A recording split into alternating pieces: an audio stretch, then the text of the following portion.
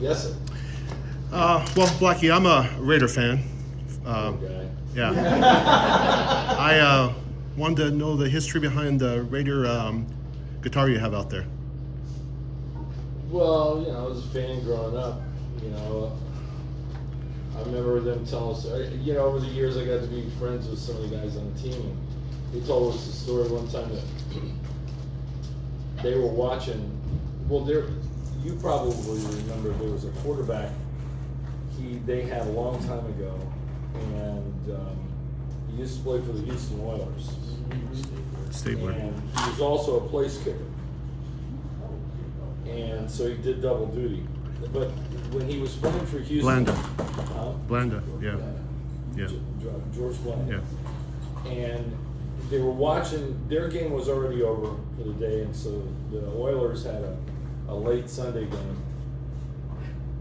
And Blanda was getting ready to make a kick, and this placeholder fumbled the ball, and Blanda punched him right there in front of everybody. And all the Raiders were watching on TV. They told Al Davis, "We want him." Yeah. So Al Davis combined a bunch of gangsters and hoodlums together, and disguised them as a football team. So they caught my imagination as a kid. Oh boy. Yeah. For life. So Yeah. You know what I'm talking about. Yeah. For life. Yes, ma'am. Who is Jonathan, the person that's on the cross? Blackie, she's my wife. Yes. I had asked her to ask about Jonathan, just the story behind Jonathan. Yes. Well, when the story started, he was a combination of a lot of folks. 10% of one guy, 10% of somebody else. But I started writing this book that I'm working on about 3 years ago. And I realized that there was more of me in his story than I even realized. So I'm not going to say it's my story because it's not. But there's more of me. All this stuff is self-revelation. And so I would say it's still more other people than me. But it's a cautionary tale. So it's like the adage in there, be careful what you wish for, because sometimes you can be unfortunate enough to get it. Yes, sir. Hi, Blackie. Would you consider playing harder, faster anytime in the future? Well, we try to play hard and fast every minute.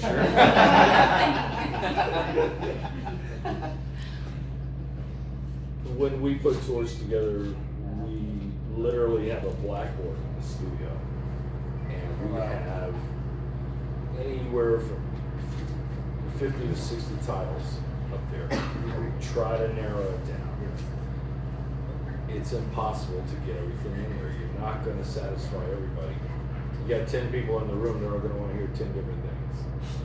So you got to try to take an average of what you think is going to be right. My natural inclination is to ask you if you think that that song would stand up in a best of set. My reaction is to say probably not. Because you got to remember, every time, if you're a band that's fortunate enough to have their first album succeed, let's say from that point on, because a lot of bands don't get a chance after their first album if it doesn't work. So for successful bands, you can just about set your watch by it. The first 5 years of their career, that's where they make their bones. Think about every band you like. Almost all of the stuff that became classic came out first 5 years. So every time from that point on. Yes, sir, it's the deal there. Especially when I'm going to Red Bull, we have a music on the Red Bull. Tell them it's going to be all right. From that point forward, every time you do a new record, that becomes your opening act. Because how many times have you heard people make the joke, a band's up on stage, oh, we're going to play something new now, and everybody goes to the concession stand or, wherever we go. Sure, it is what it is, So, because people have had years to romance those early songs in their heads. So you go out and you do a show and you're not playing a lot of those big ones, you're gonna make some folks unhappy. And so when you're taking that into consideration, like I said, you have to figure out what you think is a better average of what the majority of people are gonna wanna hear. And because there's songs I wanted to play my whole career and never made the cut. You know, and if I can't make the cut, you know, it's like, that gives you a pretty good idea what we're dealing with. Ms. Galloway, yes. Yes, thank you. Not so much a question as a comment. I was just realizing, I was thinking on the way home yesterday, how lucky I've been as a long hauler, started following you in '83. I have watched you progress as an artist, and it has really been amazing. From the start where you started with the different subject matters and the emotional vocals and just how you've been presenting yourself is just astounding. And I was thinking, I'll give you your money later. Proceed. There's not much else to say. It's just like. Well, you know, it's growth. Everybody grows. But it's amazing. You either grow or die, right? But that you're willing to share it.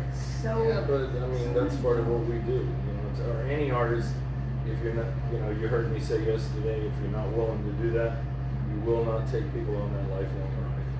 You know, because they're never going to feel like they know who you are. It's been great to see it in real time, though. It's like, where is this album going to be? Where are these? What is he talking about? Let people look into that. A lot of times, the writer themselves don't know until they get into it. I was talking about the book a minute ago. You know, everybody, publisher asked, when do you think it's going to be done? And I said, 6 months. It's been 3 years now. I'm still not even halfway. You know, because it's that process of self-discovery that you get into that you realize it's a far deeper well than you ever imagined to start. You know, and because you're trying to really condense your life into 300 pages, but at the same time, you know, I didn't know how to write a book. You know, so writing lyrics is very different than writing a book. You know, so I started looking at people that I thought were good writers, and you know, I heard one guy say that he said, "Don't use 3 words when one word will suffice." You know, so when you're writing, you got to keep that in mind. So in other words, what he's saying is keep the story moving, keep the line moving. Don't let the reader get bored. You know, so when you're doing that, there's a lot of that you have to take into consideration. I was doing an interview yesterday with Chris Jericho, and he was saying he's written 3 books, and he says he will sit there and he'll look at, should it be and or but, or, and he says I'll stand there and look at it for an hour trying to get it to make sense. I know exactly what he's talking about now, but if you would ask me this 5 years ago, I wouldn't have known what he was talking about. You know, so that's, again, it's all just part of the growth process. Yes, sir. Does anybody have No back questions. there? I'm just glad to be here. Okay. Yes, ma'am. Oh. The movie Trick or Treat from 1986. It was said that you didn't like the script, so what happened? It just wasn't any good. Okay. You know, Penelope They Spears. totally ripped you off, like in my opinion. Well, they wanted me to do it. Penelope Spears came to me. Do you know who she is? Yeah. Decline of the Western Yes, Sea. Decline of Western Civilization. She did Dudes. In Wayne's World? Wayne's World, yeah. She comes to me with a script, and she says, "What do you think?" And I said, "What do you think?" She goes, "It's horrible." And I said, "I agree." Send it back to them, have them do a rewrite, come back, you know, we'll look at it then. They did 2 or 3 rewrites and none of them were any better. You know, so, you know, it's understandable why they would, the character is similar, you know, but I just didn't think the story was any good. You know, I mean, the premise of it I thought was great, you know, but it's the in-between parts, you know, that you gotta get right. Was that movie and Rocktober Blood? Those both remind me of you, and I'm like, why is he not in these movies? Well, You know? you know, I went out and I got an agent and to do movies, and most of you probably know about the Terminator stuff Yes, and all that. but yeah, you were too tall. Those were, what was the Eddie Murphy movie? 48 Hours. Yeah, Mm-hmm. okay. I got offered Sonny Landham did the part. He played the Indian. And so, I got offered that and I turned it down because I didn't, in my infinite wisdom, the early incarnation I saw, I didn't trust. Mm-hmm. And I've seen so many musicians shoot themselves in the foot, doing movies or doing TV, ends up derailing their careers, and I was always very, very skeptical of that. So, and on top of it, I go get this agent, from William Morris, big, high-powered agent, and they come bringing me back axe murderer parts. You're like, I said, right, I said, I don't want to be an axe murderer. I want to do something else. It's like, but hey, that's Hollywood. You get typecast. Yes, sir. What's your favorite animal? The band. Where I live is in a pretty rural area, and it's mostly ranch properties. And the standing joke that we have out there is we got more cows and horses than people, which is true. But we also have what we refer to as the locals. They're interesting. And they eat each other every single day out there. I mean, I've seen some wonderful things. It's like, a lot of times it's like living in a National Geographic documentary.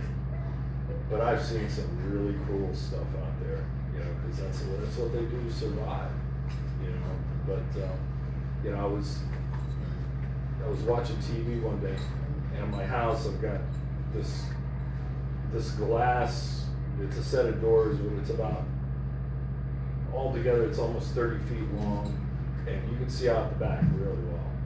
And I'm watching TV, and I see this thing pass by in my peripheral vision, and I look over, and about twice the distance from here, that wall, it's a full-grown adult mountain lion, and from the tip of his nose to the tip of his tail, he's probably 8 feet long.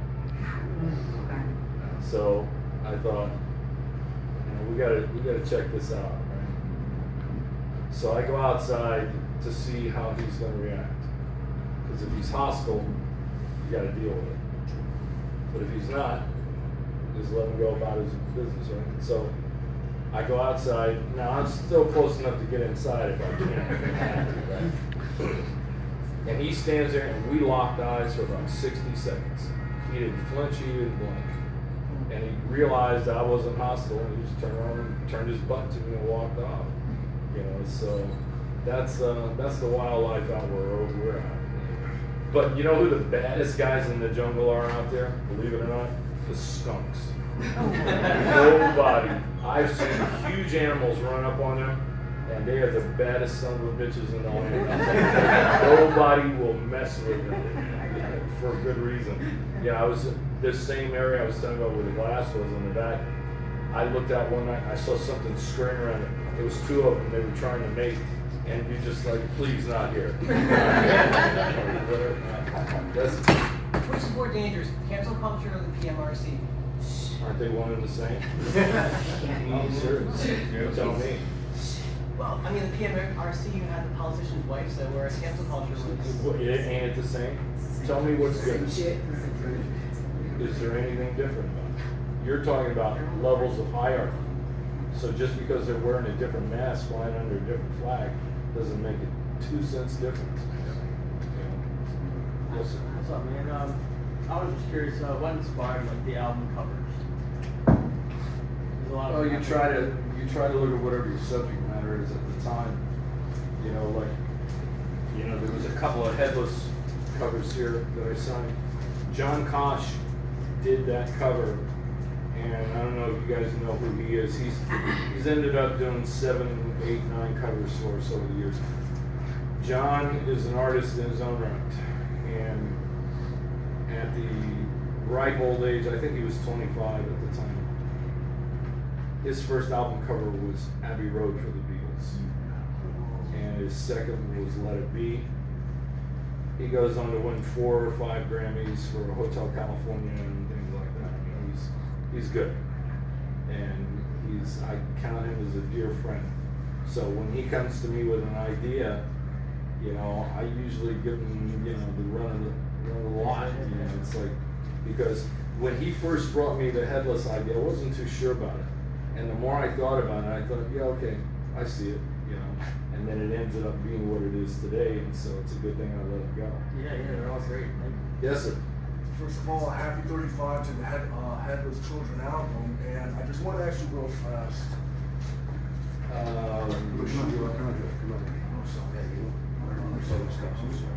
she look familiar too? I thought we already talked about this. We already talked about this? I talked to you out there about certain things to discuss, did I not? Do you have a regular question, yes or no? Do you remember like the city? The regular question? New York City, like the Limelight, the Moors, the Ritz, any memories of playing all those venues? I'm sorry, what? Like New York City, like back in the day, like any memories playing like the Moors, the Limelight, the Ritz? Well, yeah, of course. But I could tell you right now, nobody in here appreciates what you just did. You know, everybody's in here to have a good time. And he asked you not to do this. And that's really disrespectful. Yes, sir. I heard you were quite a baseball player back in the day, and I knew you're. Apparently some folks didn't think so. You're related to this gentleman, Ryan Durham. Oh, yeah, he's an uncle. Yeah. So, you're a big baseball fan, I guess. What Giants age? What? Yankees. New York. But yeah, I also had, he is astonishing in the way he looks. I've got my dad's brother. Right. He's an uncle, but my dad's brother, his other uncle, they look like twins. Oh wow. He had a chance to pitch for the Tigers. And as both of them, and this is back in the 50s, both of them were coming in at over 100 miles an hour. Wow. But my Uncle John, who had a chance to play for the Tigers, he just didn't want to pay the price for it. You know, I heard Mickey Mouse say one time he had a brother that was better than him. And that's hard to imagine. Yeah. You know, but you gotta, there's a price, there's a sacrifice that goes along with all that stuff. Right. You know, any kind of, I heard Tom Brady say earlier this year, and he said he was getting inducted into the Patriots Hall of Fame. He said successful people are not special people. They're just willing to do stuff most people aren't. You know, anybody in here can do any of that stuff if you really want to work at it. Right. You know, so it's all about how bad you want it. But in my particular case, I got to be 17 and I had to make a choice. You know, there was, you know, do I go with music or do I stay with that? There was about a half a dozen guys that I played with that all made it to the majors. And we were all about the same talent level. Right. One of them I used to play with was a guy named Terry Hogan. And for those, you know who, tell him who he is. Hulk Hogan. Yeah. Terry blew his knee out. And Terry remember Bolton. that. Yeah. Terry could hit a baseball. Yeah. No shit. Terry flat out could hit. You know. But, you know, so things happen along the way and you gotta make a choice. You know, what do you wanna do? You know, so in both Terry's case and mine, I think we made the right choices. Absolutely, 100%. Is this show and tell today? My first W.A.S.P show. Oh boy. And Helix. Wow, where was this? Oh, Fresno. Fresno. Yes, 84. Wow. Any favorite stories from that first tour? Any story? When I was talking to Chris yesterday, we were doing that interview. Chris, I didn't know he was from Winnipeg. And he told me he was at that show with Crocus and Helix. And he remembered, he asked me if I remembered something that happened, and I did. Because it was our first arena show ever. And every time we went up a level, we struggled. You know, and it didn't last long, fortunately for us. But by the time we got to the Fresno thing, you know, we had King's work that night, so we were doing okay. But the thing I remember most is that first one in Winnipeg, because that did not go well. Amps were blowing on stage, and we're not seasoned yet. We don't know how to react. You know, after you do it for a while, you get little things in your bag of tricks, you know, that can help you sail through most situations. Most, not always, but you know, you try to do. You live and learn. Let's put it that way. You know, in all professions. Yes, sir.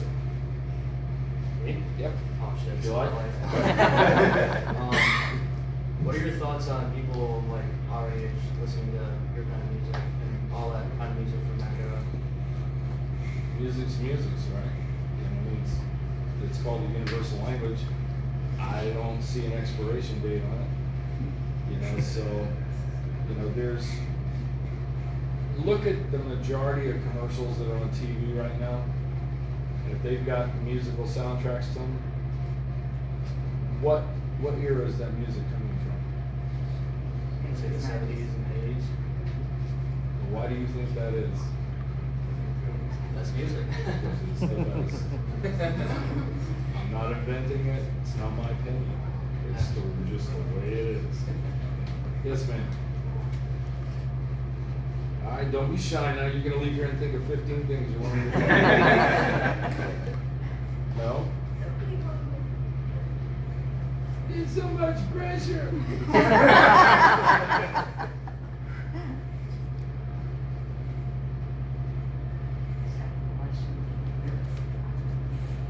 Are you the interpreter? Maybe. Well, I wrote down a few and I sent them to her. How would you tell people my age that why it's not music?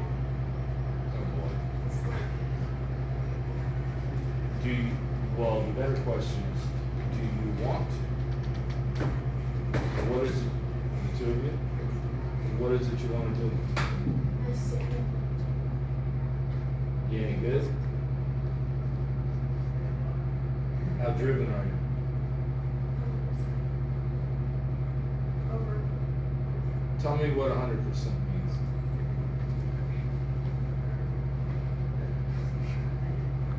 You heard what I just said about Tom Brady just a second ago, right? Those people are willing to do things most people are not. Most people means about 99% of the population. Have you ever been homeless? How long? When I first went to LA, I slept on people's floors for a year and a half. Then I got my deluxe accommodations. I moved into a closet that was 3 feet by 12 feet. And I was in there for a year and a half. Then I moved to another place that was 9 by 22 that had no electricity or heat for 3 years. Now I tell people 3 years and they go, oh wow, that sounds bad. No, they don't understand. Think about having no heat and electricity on a day like today for just a day. Then times a week, times a month, a year, 3 years. Are you willing to do that? You're hesitating, and that's usually a death sentence. I'm not trying to be cruel to you. Show business is not looking for people that want to do this. They're looking for people that must do this. And there's a quantum leap between want and must, because everybody wants. Few are willing to pay the price Tom Brady was talking about. When I get up in the morning, it's like I put on the shoes and the shoes do the walking. I'm just going along for the ride. I don't have a choice. It chose me. I didn't choose it. And again, I'm not trying to be the bearer of bad news, and I'm not trying to rain on your parade. But this is something you should seriously consider. Now, I've always told people it's better to try and fail than turn 50 or 60 and look yourself in the mirror and say, well, I didn't do it because I didn't have the guts. But if you think for 1 minute you can live without it, it's not for you. You gotta seek another line of employment. Again, I'm not trying to be, you know, the bearer of bad news here. It's just, again, I didn't invent this. It is the way it is. You know, I was talking about living in that closet. I found out just recently that George Clooney was living about 3 blocks away from me, and he too was in a closet. And I thought I was the only one. But nope, he went out there to be a musician, couldn't do it, and ended up, you know, getting a side gig, what he's doing now. So, yes, sir. Is there any chance to eventually do a re-idolize or look towards the States?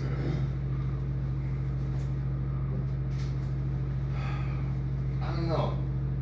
We've been kicking around an idea for about 10 years where I would do a one-man presentation of the album, where I do it acoustically, where there's probably it'd be a larger version of this, say 200 people max. I do it in its entirety with a film going on behind me, and then we do a Q&A for a couple hours afterwards. And we would only do it in select cities, maybe a dozen places in the world. You know, but like I said, we've been talking about this for 10 years. It's just, it hasn't fit into the schedule yet. So we're trying to get to it eventually.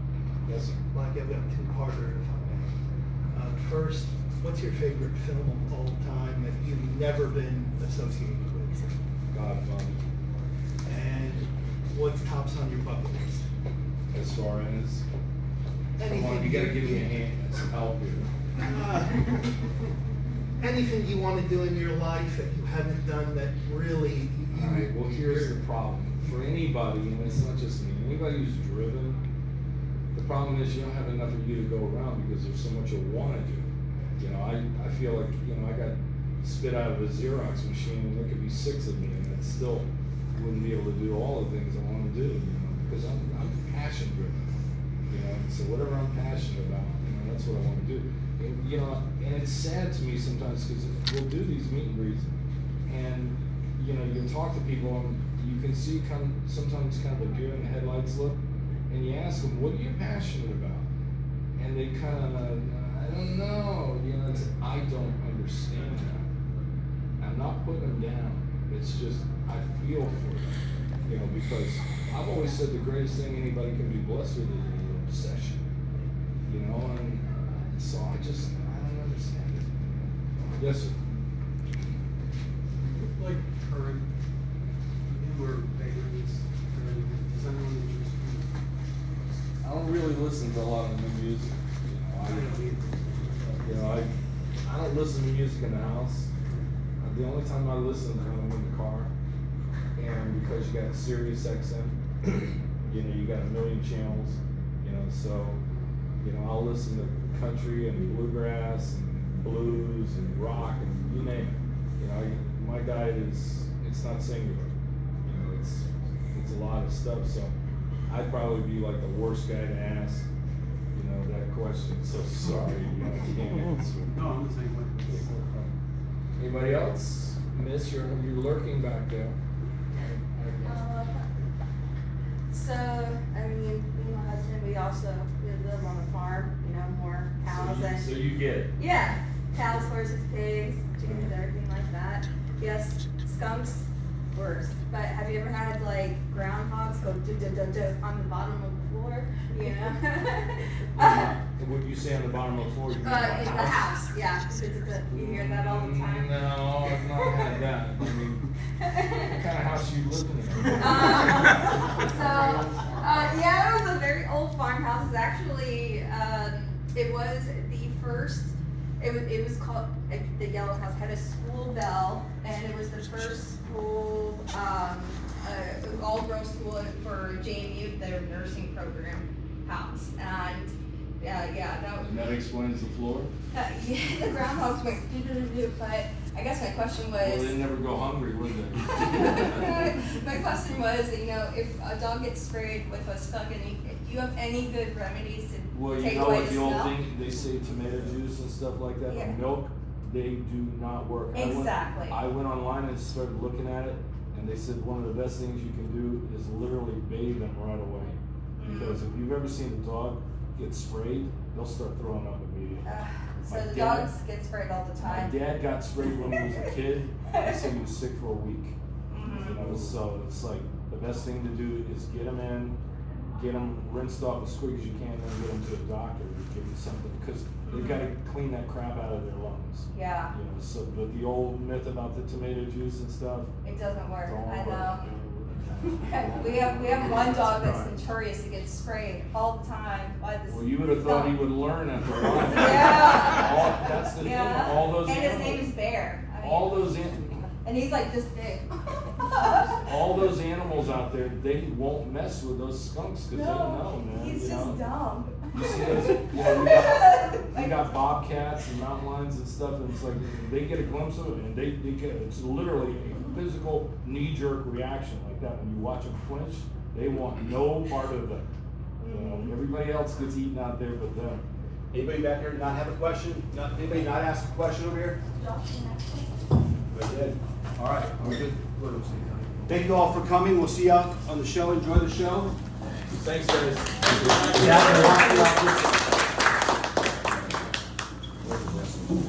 Well, it's fine. He got excited. I told him this.